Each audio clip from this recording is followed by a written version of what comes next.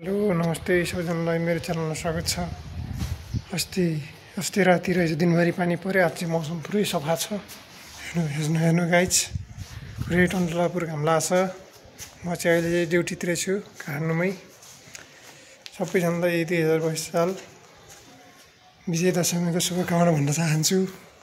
ड्युटीबाटै मैले भिडियो बनाएको हो है। सबैजनालाई मेरो च्यानलमा स्वागत छ। सब्सक्राइब गर्नुहोला, अझ धेरै सेयर गर्नुहोला। मेरो भिडियोहरूलाई मन पराउनु भएको छ, खुसी लाग्छ। अझै सपोर्ट गर्नुहोला, माया गर्नुहोला भन्न चाहन्छु है। देश विदेशबाट कहाँबाट हेर्नु भएको छ, माया सपोर्ट आशीर्वाद दिनुहोला। तपाईँहरूको माया सपोर्ट सधैँ रहनेछ, त्यही भन्न चाहन्छु। हेर्नुहोस् आज कति सुन्दर मौसम छ।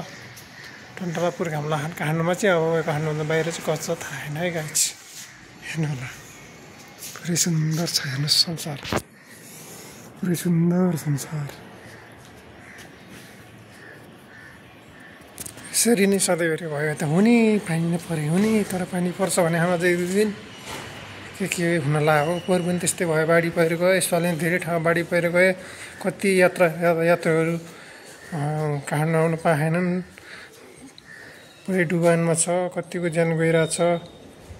त्यस्तो नहोस्, सबैजना सचेत रहनु होला। कोही पनि पानी परेला घर बाहिर ननिक्नु होला। बाढी पहिरो जाने, अझै पानी पर्ने सम्भव छ भने है दर्शक महानुभावहरू सबैजना सुरक्षित रहनु होला। सबैजनालाई विजय दशमी 2022 सालको अघि नै शुभकामना दिन्छु। देश विदेशमा रहनुभएका नेपाली दाजुभाइ दिदीबहिनीहरू 2022 सालको दसैँको शुभकामना भन्न चाहन्छु। अहिले पनि भनिसकेँ मैले है। हेर्नु गाइज, काठमाडौँमा चाहिँ पुरै घाम लाग्छ आज। अब अरू ठाउँ चाहिँ के भइरहेछ, अझै कति दिन पानी पर्ने हो, यस्तो बिजोग भइरहेछ। के गर्ने गाइज, यस्तै छ।